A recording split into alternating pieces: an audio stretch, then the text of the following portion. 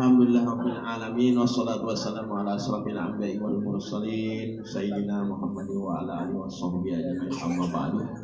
Subhanaka la ilma lana illa ma 'allamtana innaka antal alimul hakim wa la haula wa la quwwata illa billahil aliyil azim. Allahumma fahim qalbi ilman nafi'a fahman nabiyyina wa hijjul mursalin wa ilhamal malaikatil muqrabin bi rahmatika ya arhamar rahimin. Allahumma nawwir qulubana bi zikrillah la ilaha illallah. Nas'aluhu subhanahu wa ta'ala ayyadana wa habbatana innal mautana fin nabi kalimatin syahadatan alim nabi asyhadu an la ilaha illallah wa la syarika lah wa asyhadu anna muhammadan abduhu wa rasuluh la nabiyya ba'dah wa la hawla wa la quwwata illa billahil azim.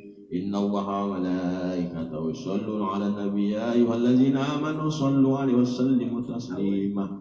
Sallallahu ala Muhammad nurun ala nurin wa rabbul arsyil azim.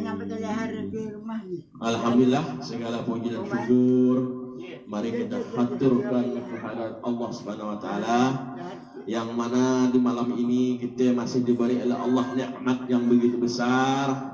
Nikmat iman, nikmat Islam, nikmat kesehatan, dan nikmat kesempatan. Alhamdulillah ya. Sehingga kita dapat melaksanakan majelis zikir, selawat dan taklim. Yang dulunya awalnya rencana kita di tempat syuhada, tapi berubah malam ini. Untuk lain kali nanti katanya mengada informasikan lebih cepat sikit, karena dia dah siap-siap ke benih kuihnya tadi. Jadi perubahannya jadi sebilang bawa jak kuihnya sini nanti. Kalau enggak bisa dimakan bawa ke rumah aja, nanti esok dimakan, dibacakan doa sama-sama. Nah, selawat dan salam juga kita sampaikan kepada junjungan Nabi besar Muhammad sallallahu alaihi wasallam. Allahumma shalli ala Muhammad. Semoga senantiasa kita berpijak kepada sunnahnya beliau hingga ke yaumul kiamah nanti. Selawat dan salam juga semoga tercurah kepada sahabatnya, kepada keluarganya, kepada zuriatnya, bahkan pada pengikutnya hingga ke yaumul kiamah kelak nanti. Amin ya rabbal alamin. Dan mudah-mudahan kita semerataan semua yang di sini di yaumul kiamah nanti dikumpulkan oleh Allah dalam rangka mendapatkan syafaat kepada Rasulullah sallallahu alaihi wasallam. Allahumma shalli alaihi wasallam. Rekan-rekan para muhibbin yang dirahmati Allah Subhanahu wa taala, karena di sini kita ini dalam rangka syukuran masih atas walimatul urus saudara kita ini, saudara JJ kan panggilannya. Jadi kita temanya ini kita ambil tema yang singkat tapi padat, bukan kajian ya, tapi sekedar nasihat agama. Auzubillahi minasyaitonirrajim. Bismillahirrahmanirrahim. Ya ayyuhallazina amanu qu anfusakum wa ahlikum naro. Jadi ini dasar Al-Qur'an ya. Jadi kata Allah, wahai orang-orang yang beriman, hendaklah kamu menjaga dirimu, saudaramu, keluargamu daripada dahsyatnya api neraka.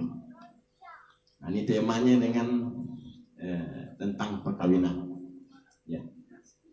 Jadi yang kita pengantin dah basi, setelah dah tua ini, mudah-mudahan pun kita ngambil bisa ambil rumahnya nanti. Tapi khusus untuk pengantin baru, tak luput pun untuk kita pengantin yang dah tua itu. Nah, jadi yang pertama kata Rasulullah SAW bahwa perkawinan itu suatu sunnah yang dianjurkan ya. Bahkan ada dalam sunnah beliau itu, barang siapa di antara umatku yang mengingkari istilahnya yang tak mau nak pengantin gitu bah, yang tak ada niat, nah, sehingga mati dalam tak ada mau nak pengantin, baik laki ke perempuan nak kawin, maka bukan dikatakan oleh Nabi golongan umatnya. Nauzubillah min dzalik. Ini alhamdulillah ya, karena ada pilihan dan jodoh. Nah, kita doakanlah nanti terakhir nanti doanya ya. Jadi yang penting sekali ya, dalam perkawinan itu adalah hendaklah ada sesuatu hal yang kewajiban yang tidak boleh tidak, yang harus kita laksanakan. Karena ibaratkan mengarungi lautan tuh pasti ada nakhodanya, ya. Dan juga pun ada tantangannya dalam kehidupan ini. Nah, jadi perlu nakhoda, supir yang betul-betul menguasai, sehingga dalam mengarungi kehidupan ini yang diombang-ambing oleh lautan tadi itu, kapal dan pecah masih bisa berlayar pada tempatnya nanti tujuannya. Nah, ini harapan dalam hal agama. Yaitu apa? Yaitu membina keluarga yang sakinah, mawaddah dan warahmah. Itu perlu peran, ya, perlu peran. Nah, jadi tujuan utama sekali, ya, yang dikatakan sakinah, mawaddah, warahmah itu yang perlu dipahami betul-betul buat kita ini adalah kita menginginkan keluarga kita itu supaya juriyat nanti yang dilahirkan dalam keluarga kita itu menjadi juriyat yang lebih baik daripada kita. Itu niatnya. Selain itu sunnah itu, namun tadi mendapat bini yang agak pesek hidungnya nanti, mudah-mudahan nanti karena niat kita perbaiki juriyat kita lebih baik, mancunglah hidungnya nanti keluarnya. Begitu kamu kita punya laki, laki kita entah mungkin agak kisik-kisik sedikit matanya kan. Mohon maaf pemain ya, sampai tadi gini-gini nanti deh kan. Karena niat kita ingin memperbaiki keturunan, ya maka dia akan matanya bagus macam Amitabh Bachchan. Karena itu niat tadi itu, itulah. Tapi perlu pondasi yang kuat. Ya, contohnya Nabi Ibrahim, berapa keturunan sampai sekarang keturunan Nabi Ibrahim itu. Jadi jangan sampai tidak ada niat kita. Jangan tahunya boleh makan bini siang dan malam, jangan. Tapi tidak diberi dengan pendidikan. Ini terutama ilmu pengetahuan yang perlu sekali untuk menunjang supaya nanti juriyat kita itu bisa melanjutkan keturunan yang lebih baik daripada kita. Baik dari segi pendidikannya, dari kualitas jasmaninya dan rohaninya itu harus lebih baik daripada kita. Ini ya. Inilah yang dikatakan sakinah, mawaddah dan warahmah. Yang pertama adalah tentang pengetahuan. Ya. Karena dalam Quran tadi dikatakan ya ayyuhallazina amanu qu anfusikum ahlikum naro. Jadi sekarang yang menjadi nakhoda dalam kapal ini adalah suami. Suami itu punya peran. Yang utama kali dia pemimpin. Jadi baik buruknya keluarganya, diri suami ini punya peran. Bukan berarti maknya tidak punya peran, karena yang mendidiknya ini nanti ini yang laki ini. Ya, masih ada nih. Pendidikan itu bertemu. Ya, perlu sekali ilmu pengetahuan. Ya. Baik yang belum pengantin, tutup lagi tutup nih. Ya. Wajib untuk ilmunya. Ya. Pertama sekali yang wajib tutup karena seorang pemimpin itu, ya, dalam rumah tangga, tentulah kita mengikuti sunnahnya Rasulullah Sallallahu Alaihi Wasallam. Wajib ilmunya harus diberitahu dulu dengan bini. Diajarin dia betul dengan ilmu yang fardhu ain dulu, ya, yaitu ilmu Islam, rukun iman dan rukun ihsan. Itu ya wajiban suami itu. Sambil beri makan sih dah biasa-biasa aja, tapi pendidikan yang perlu diperhatikan. Karena kalau hanya beri makan nanti aja, akhirnya macam kita beri makan sapi. Boleh makan sapi kami sehat habis itu potong aja habis cerita. Tapi kalau kita seorang istri kita boleh makanan yang bergizi, boleh pendidikan yang baik, ketika nanti dia mengandung juriyat kita nanti, juriyat kita lebih baik daripada kita nanti.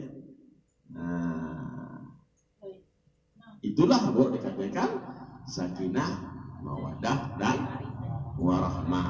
Terutama ya, JJ nih harus belajar betul, tanamkan dengan istrimu dengan ilmu iman, Islam dan ihsan itu. Rukun iman apa 6? Rukun Islam 5. Rukun ihsan, 2. Nggak mampu, yang ringan aja. Kalau yang ringannya, ya karena kita ini bersosialisasi namanya rukun ihsan itu, ya kepada orang tua kita hormati. Wah, meskipun itu mertua kita. Karena kata Nabi, kata ulama itu ya, orang tua itu dalam hidupnya ada 3. 1, orang tua yang memang membesarkan dan mengandungkan yang kita, nah, itu orang tua juga tuh. Yang kedua, orang tua yang nikahkan kita, berarti siapa ya? Mertua. Yang ketiga adalah guru spiritual kita yang menuntun kita ke jalan Allah Subhanahu wa taala. Itu diperlukan 3 itu. Nah, jadi musim ini kadang-kadang enggak, hanya ingin anaknya aja yang lincarnya, emaknya nah, gampang urusannya. Bagaimana kipasain duit nah, duit. Nah, jangan. Ya harus kita mendapatkan walaupun dia mertua, tapi itulah emak bapak kita juga. Nah, itu ihsan namanya itu. Nah, kepada saudara-saudara kita yang lebih tua, ya kita muliakan, kita hormati. Kalau saudara kita yang lebih muda, nah, kita yang sayangi, kita kasih. Nah, ya. Jadi sebagai pemimpin itu memang tanggung jawab berat. Ya pendidikan yang perlu pendidikan belajar ya. Nah, apalagi kalau mau begini ini memang istilahnya baru nak masuk ke Islam harus dibimbing terus tentang lah 3 unsur tadi itu, tentang iman, tentang Islam, dan tentang ihsan, yaitu sosialisasi, punya etika, punya akhlak yang baik. Nah, karena Islam ini bukan hanya mengajarkannya bagus di luar aja, tapi harus mesti bagus di dalam. Percuma kalau kita bagus di luar nih banyak nipu. Apalagi zaman HP sekarang, nengok cewek, ya Allah, macamnya liur lihatnya. Lihat, sekali lihat di depan gini, Masya Allah. Begitu kalau laki macam hidungnya hidung apa? Hidung Amitabh Bachchan dalam HP itu. Sekali luar lihat, Masya Allah. Ah kan? Jadi kita harapkan Islam ini, dunia Islam ini, hendaklah ada hatinya juga bersih, sehingga luarnya pun juga bersih. Itu makanya ada iman, ada Islam, dan ada ihsan. Nah itu ya JJ ya, ingat betul ya, ingat betul didik istri itu ya dalam rangka untuk mendekatkan diri kepada Allah Subhanahu Wa Taala. Ini tanggung jawab ya. Nah tanggung jawabnya itu berikut itu. Ya, hendaklah sebagai pemegang nahoda tadi ya. Jadi bukan hanya dengan tangan mendidik, bukan hanya dengan duit, dengan harta, tapi juga dengan doa. Doa itu mesti, tidak boleh hendak, itu tanggung jawab sebagai suami itu. Apa ya doa jangka pendek dalam Quran jelas mengajarkan, Rabbana hab lana min azwajina wa dzurriyyatina qurrata a'yun waj'alna lil muttaqina imama. Nah, itu doanya. Ya Allah, ya Tuhanku, berikanlah pasanganku yang menyenangkan dan zuriatku yang baik. Dan jadikan aku sebagai pemimpin dalam rumah ini. Ini maksud doanya seperti itu artinya. Itu harus dilakukan terus. Anak istri pun diajarkan itu juga saling mendoakan. Kalau enggak nanti, timbul sedikit. Kali datang dari kerja banyak mau ngipaskan duit, wah tawanya kakak kesukaan. Sekali mau duit sedikit, dah mulai dah. Apa tuh gincu sedikit pun tak dia no, dibalik katanya. Berarti tak ridho kepada keputusan Tuhan nanti. Ya, namanya kehidupan kadang kan ada pasang, ada surut, ibarat air tuh. Tantangannya berat sekarang nih kalau dari ilmu, wah rusak kita. Ya, orang sekarang ya. Perceraian, perkawinan, perselingkuhan itu bukan naik jalan-jalan dalam HP bisa. Nauzubillahi min dzalik. Nelanjangnya orang dari jauh sana bisa, Amerika ke sini bisa telanjang orang tuh. Mau zaman dulu nelanjangnya orang di kamar ini tak ada. Tinggal tiknya gitu dan nauzubillahi min dzalik. Nah itulah ya. Jadi pesan sekali lagi ya bahwa yang penting sekali untuk menjadikan bahwa juriat-juriat yang baik tadi dalam Islam itu ya, ada memang doanya untuk mengadakan hubungan suami istri supaya lahirnya anak nanti tidak diganggu setan, tidak keluar daripada keimanan Islam. Memang tidak ajarkan. Bahkan kalau orang-orang alim ulama itu ada lagi yang namanya nikah batin lagi. Nah itu udah tingkatan kelas tinggi itu, ada ilmunya. Nanti saya sampaikan sini, bahaya nih, lama gila baru nggak sabar aja. Karena ada cerita begini, cerita sedikit ceritanya di zaman dulu ya. Zaman dulu seorang laki-laki ini punya muka yang lawas, yang cantik lah. Dalam kampung tuh dialah yang paling gagah. Begitu kak perempuan dan kampung tuh itulah yang paling. Jadi saling kalau nih orang lain berebut-rebut, tapi yang laki ngelirik yang itu. Kenapa? Karena itu soleh. Laki-laki itu. Yang si perempuan pun, yang laki nengok perempuan pun adalah solehah juga. Memang akhlaknya baik, amalnya baik, tingkah lakunya baik. Sehingga satu saking malu, sehingga kata orang tuanya mau nak kau kujodohkannya anak. Bergembira menasuki hati. Karena itu didamkan tadi itu, yang diidam-idamkan intip-intip dari jendela itu tadi, yang perempuan begitu, kan yang laki begitu juga. Sehingga kawinlah soleh sama si solehah tadi itu kan. Begitu kawin di malam pertama, karena orang soleh namanya, berwudu dolok dia, sembahyang dolok dia, sama-sama sembahyang dolok. Saking ibadahnya, khusyuknya kepada Allah Subhanahu Wa Taala, lupa dengan cerita pengantin baru. Sampai ada pokok ayam dah subuh nak melakukan syukur, malu gak dia juga mertua dah bangun. Besok begitu, akibat tahun-tahun, mungkin dia sih lagi. Cerita di tingkatan ya, makom namanya. Tapi intinya tadi itu, meskipun kita ini terburu-buru, tapi doanya jangan lupa. Minimal bismillah, saudara tahu yang panjang itu. Bismillah aja, supaya nanti lahirnya anak kita itu tidak jadi lebih parah gila dari kita lagi. Nah, karena tadi itu tujuan kita berkainan adalah untuk menjadikan zuriat yang lebih baik daripada kita. Termasuk akhlaknya, jasadnya dan rohaninya, keimanannya harus lebih baik. Bahkan mungkin bisa jadi ulama gitu. Istilahnya hanya jadi preman pasar, dia jangan jadi lebay lah. Jadi imam ke, bahkan mungkin jadi ulama besar. Nah, ini harapan kita. Nah, makanya dipersiapkan tadi itu, dan nanam benih itu dah dipersiapkan dengan niatnya. Setelah itu nanti kita didik lagi dengan agama. Nah, itulah ya. Jadi tanggung jawab seorang laki-laki sangat berat, ya, tidak hanya putus dia habis pengantin selesai, tapi tanggung jawab memberikan spirit, ya, memberikan ilmu pengetahuan kepada istri itu tidak henti-hentinya. Ya, karena tanggung jawab kita. Apa kalau ada mualaf seandainya kita tidak mampu, kita carikan guru khusus untuk membimbing dia ini supaya dia lebih dekat kepada Allah Subhanahu Wa Taala. Bukan dekatkan gurunya.